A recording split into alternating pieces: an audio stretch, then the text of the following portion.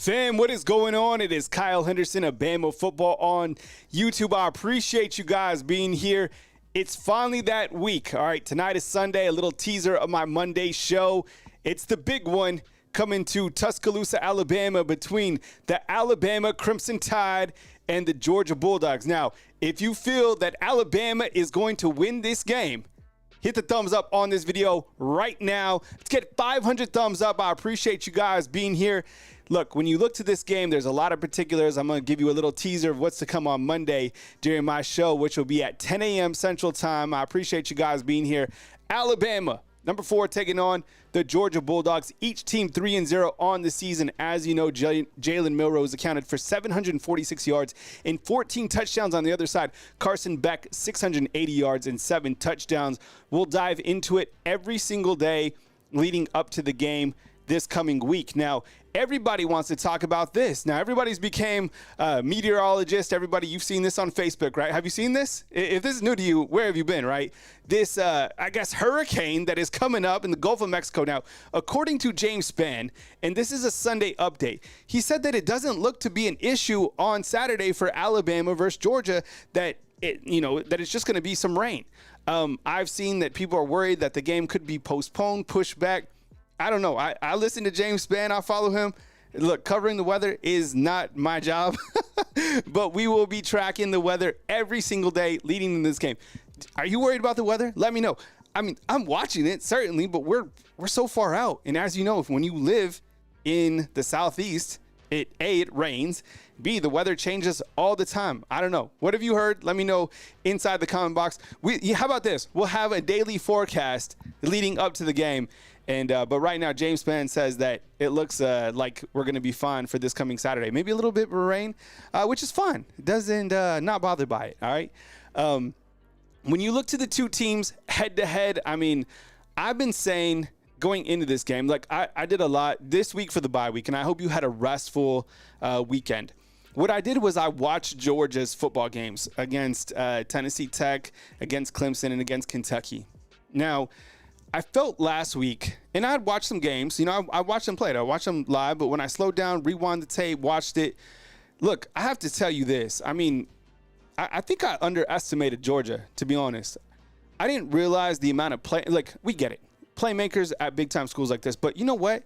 Carson Beck has a lot of weapons to throw to. I'm telling you.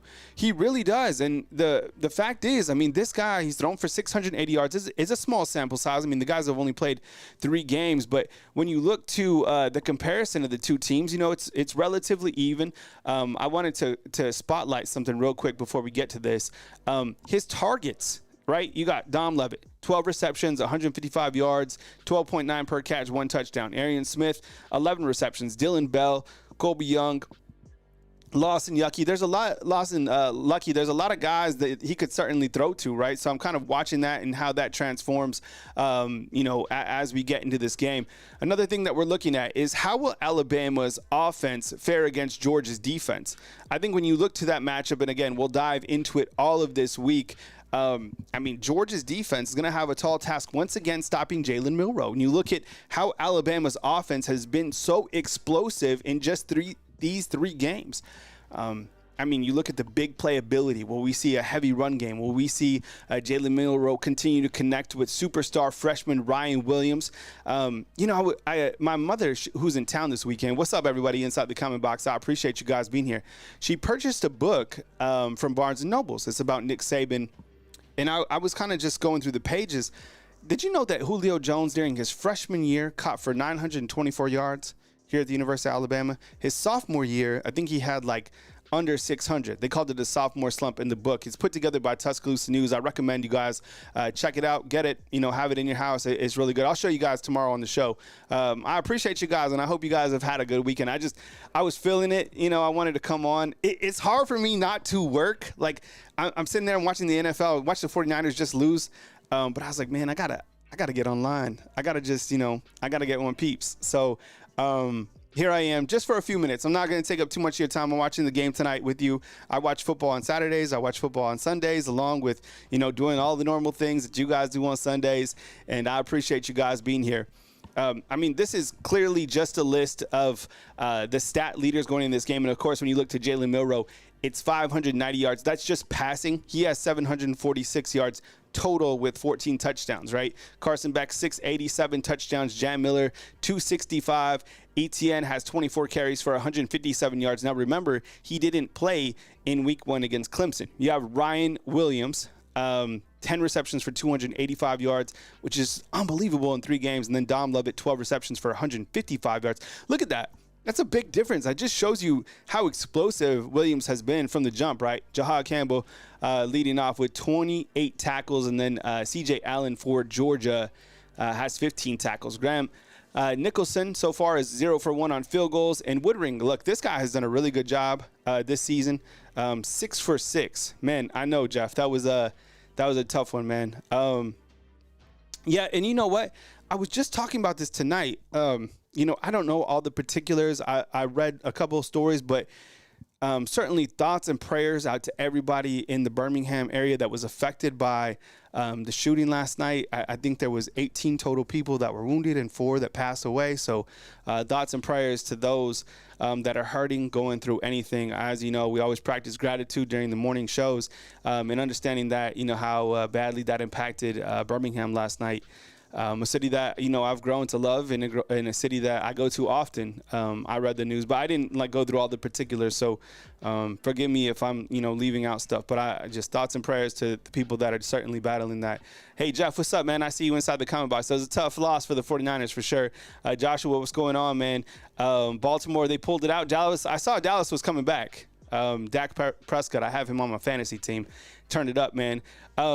Hey, I'm for the game, I'm here. I just stay at my studio. So my livelihood operates when I'm live. So I'm always at my studio. So I hope you guys who are coming into town stay safe, have an amazing time, and enjoy Tuscaloosa. Let me know during this week if you need recommendations where to go in Tuscaloosa, whether it's breakfast, lunch, dinner. I got you covered. Even if you're coming from Athens or you're coming from around just to watch college football, let me know, and I can definitely provide you with spots to definitely hit up. I'm going to go over this more on my Monday show, which will start at 10 a.m. And, I don't know, Yoda. I was thinking about this, man. I watched their games. They're 3 games, and I went over the detail. He has a lot of weapons that he can utilize. Now, these guys are pretty good. I mean, Dom Lovett, he's a baller. They got some other guys. The tight end, he's no Brock Bowers, but you can get the job done a little bit. The thing about it is he is able to distribute to so many different types of wide receivers, right? There's just not a couple guys that are the focal point. He has 12. I think I have the stat somewhere. I have it on my show. I think Carson Beck has connected with 14 different receivers that have at least 2 receptions, which is pretty interesting. All right, I'll go over this, and again, I'm going to go over it more in detail during my Monday show. But you got Texas beating up on Louisiana Monroe. That was a game where you saw Arch Manning, the freshman, step in. Georgia was open. Ohio State, I watched that game against Marshall. Now, I wanted to watch Ohio State at least, half until they started to get up on Marshall's team. They got a lot of playmakers, man. Those guys are fast. I mean, Judkins, that guy popped off for 173 yards? Alabama open. I watched Tennessee, and I watched Oklahoma. Look, Tennessee's they're a good football team. The quarterback is good. I can't wait to see Alabama take on, because a lot of these teams, they haven't played great competition just yet. Now, is Oklahoma a high-quality team? I don't know. But I think it is impressive to be able to go over there early on in the season and pull out a W. So we'll have to see. But I did move Tennessee up in my personal rankings. Ole Miss, they're a buzzsaw right now. They beat Georgia Southern. Jackson Dart, in 4 games, has 1,500 yards passing, which is crazy. Miami, I watched that game as well. I do, I have YouTube TV, so I have 4 games going on at the same time. Do you guys have this? And, Cam Ward is it. He's great. And look, Alex Golesh, he's such a great coach. And think about the quarterbacks. He's faced Cam Ward and he's faced Jalen Milroe, in the first 4 games of the season. That's a tall task for anybody. So was impressed with Miami. And I think when I look to Miami's schedule, I think they go to Louisville. But other than that, you could certainly, they're clearly the ACC favorite. I don't think they're going to lose a game, right? In the ACC. Who's going to challenge them? So I know we have some Miami fans that come on the shows, and they should be excited about this team. Absolutely. I'd be really excited if I played in the ACC too. They're a good team, and they're playing in the ACC. See what I'm saying? Oregon, I don't know what to think about Oregon. I mean, they went toe-to-toe with two teams from Idaho, Penn State. Look, I know they're pumping their chest. They had they had 718 yards of offense. I don't know. Utah beat Oklahoma State. That was actually a pretty decent win, but still, it gets a little fuzzy for me. Like Missouri beat Vanderbilt. That was in overtime. The guy missed a field goal to send it into another overtime. Michigan beat USC. USC, they didn't play a good game. Neither did Michigan. Michigan made some better second half adjustments, score a late touchdown. Then USC at 13. LSU beat UCLA, and Louisville beat Georgia Tech. We'll go over it more tomorrow during my Monday show, but I guess I could show you really quick. This is how I have the top 10, but I don't know what to do after teams like 1 through 7. I have no idea. Here's an early look at mine. What's up, James? I appreciate you being here. Jamal Scott, what's going on, man? Bake, what's going on? Appreciate you guys being here. Glenn, thank you very much for joining us. Same thing with Army. I have Texas at the number 1 spot. Then I have Ohio State. Bama, Georgia, I think right now are interchangeable. Probably 2 through 4 are interchangeable. And I think Texas with a healthy Quinn, those guys are number 1.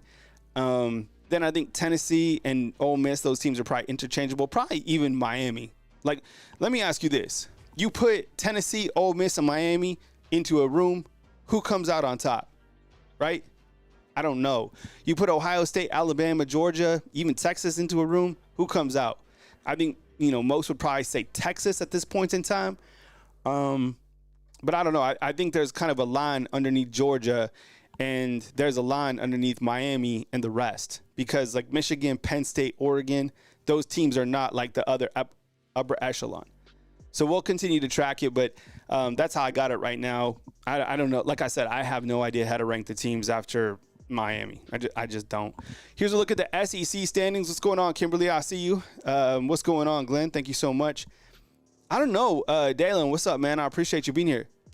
You know who I'm going to mention? Diego Pavia for Vanderbilt.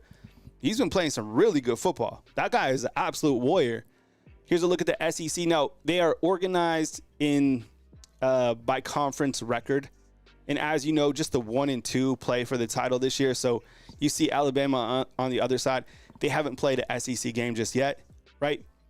Arkansas, Georgia, LSU, Missouri, Tennessee, Texas A&M, all those teams 1 and 0 in SEC play. You have, you can see the board as well. But the thing about the SEC, when you start to look at the SEC and you compare it to other conferences, man, like how many teams from this conference are going to get in the playoffs? Compared to the Big Ten, compared to the Big 12, compared to the ACC, this is a very challenging conference. Top to bottom, we know that, but it's absolutely loaded. You guys saw Auburn lose yesterday. I wasn't surprised by that. And we talk about this all the time. Like, I was going back and forth with one of our subscribers, not in a negative way. Like, I always get inside the comment box and I give feedback. And we were talking about Auburn, and he was saying his argument was they are on the right trajectory. And I said that they're not. I get it. They have done well in recruiting so far. Can you imagine the downfall that's going to happen if they continue to lose, which they will? You're starting to see former people who played under him attack Hugh Freeze on social media. Players read this, right? You are not the cool school, and kind of the bag, like you can take the bag, but until you've signed the actual dotted line, I don't know where, like you haven't got those players. Derek Smith is coming to Alabama and Georgia. Think about it right now. Alabama's about to be in the college football Super Bowl against Georgia. If they win that game, the momentum, college football game day's going there. Like Saban's, he's walking from his office to the ESPN set in Tuscaloosa. You look at what they've been able to do with Ryan Williams for his new podcast, how they've been able to promote him, how they've taken care of Jalen Milroe. Like, if you're a recruit out there, you have to be able to see a difference between where Auburn is trajectory and Alabama. Alabama, even with Saban, like, they're still trending upward, even without Coach Saban. And you have Hugh Freeze, and they are going down. They don't even have a quarterback. Imagine being a wide receiver, and you're like, man, look at Alabama as the future of their quarterbacks, right? What are you going to do with Auburn? Man, I saw that. Glenn, he was talking bad about his players in the post-game presser too. I'm just saying, it doesn't take long for you not to be the cool school anymore. So we'll continue to track that. This is just a kind of a preview of my Monday show. I mean, it's time, right? I couldn't wait. I was waiting for a game yesterday to maybe go live, but I did all my stuff. We grilled some steaks tonight. I was just chilling. I was like, you know what? I need to go live. I'm not going to be here for too much longer. The kids want to go for some ice cream, so I'm about to take them for some ice cream. But we will keep you posted on the injury report. Now, these are the guys. This is updated from like a week ago. So imagine what Jeff Allen has done in a week's time, right? This isn't like me or you had a pulled hammy. These guys are like getting world-class treatment 24/7. They didn't like take a vacation and like go somewhere. They're in the training lab. So Cole Adams, week to week. Quay, we'll keep you posted on anything from what Coach Kalen DeBoer says. And look, I'm sure he might keep some of this close to his vest, leading up to the game. But the last update he gave was a positive update. Malachi Moore, I believe he'll be good to go. Richard Young, he said he needed to evaluate. We'll keep you posted on that. And Jeremiah Alexander and Jalen Hell looks like those are more long-term injuries. But other than that, it looks like Alabama's good to go. Now, one thing that we do know is that Tate Ratledge, who is a starting right guard for Georgia, will be out of this game. He went down with an ankle injury against Kentucky. He had the tightrope surgery, and he'll come back. Same thing with Brock Bowers last year. Same thing that we saw with Tua, right? These guys are able to come back. Tate Ratledge is a vital part of their offensive line. I've been really impressed with their offensive line, 100%. I think when you look to Georgia and what they're able to do with Carson Beck, it's been amazing to dive into the footage and kind of see. I wonder if I can show you a little bit. Let me see if I have some slides from what I was building out today. So if you're a fan funder, I showed this earlier today.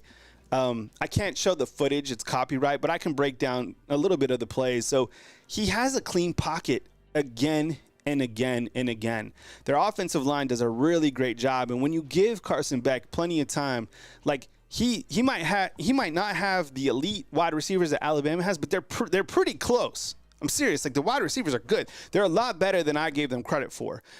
So if you give him time, he will do a really great job in terms of getting the football to his wide receivers, right? These are, kind of some previews of what we'll be looking at this week. And he has a lot of different targets that he can hit on. So we'll keep you posted on the injury update. Here's a look, and this is just a teaser video for Monday.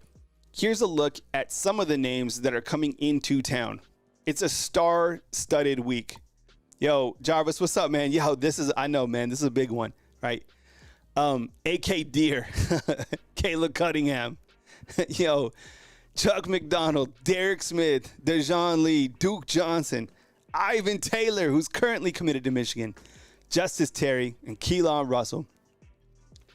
Ty Haywood, each of those guys, will be rolling in from the Lone Star State. It's a big weekend in Tuscaloosa.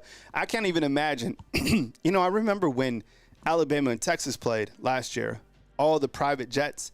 In fact, there were so many private jets in town that they could no longer. I think they ran out of parking spaces for the private jets, right?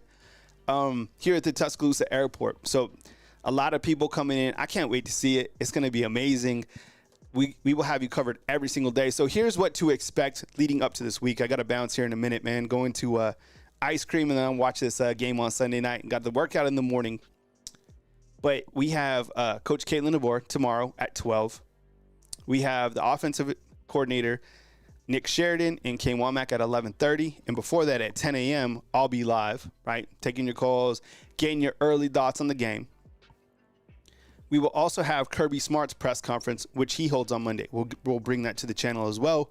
So, the news doesn't stop. I appreciate you guys being here. And yes, if you got here late, we are tracking the weather, okay? I'm not Kyle Span. We will follow James Span and those that cover the weather. Now, if you look to the 7-day forecast, right? It looks like it's going to rain on Saturday, but James Span just said this tonight. I'm sure you follow him on Facebook. He said that it looks like it could be a little wet, right, for Saturday. But he said, things can change. So we'll provide a daily forecast on our shows Monday through Friday. Does that sound cool? All right. Well, I love you. I appreciate you. Thank you so much for joining me on this pop-up show on Sunday night. Kyle Henderson of Bama Football on YouTube. I have a lot of gratitude for you guys for being here, for believing into the channel. And we go live every single Monday at 10 a.m. 10 a.m. to 12 p.m. And then on Tuesday to Friday at 9 a.m. And then, of course, we're live all throughout the game. All right? So if you think Bama's going to win, hit the thumbs up on this video. Enjoy the rest of your Sunday night. Promise me this, okay? Promise me this. You get quality sleep tonight, okay? Get quality sleep. All right? You're going to need it this week. We're going heavy right here on Bama Football on YouTube. I love you guys. I appreciate you guys. For those that are fan funders, thank you so much. And for those of you just watching, I appreciate it. Hit the thumbs up. We'll catch you next time right here on Bama Football on YouTube. 10 a.m. tomorrow, Monday. All right, yeah, hit the emojis, UGA. And it's that time, all right? Enjoy the rest of your Sunday night. Kyle Henderson and Bama Football on YouTube. I love you guys. I appreciate you guys. And thanks for joining me on this pop-up show as it's time for Alabama versus Georgia. See you guys soon tomorrow, 10 a.m.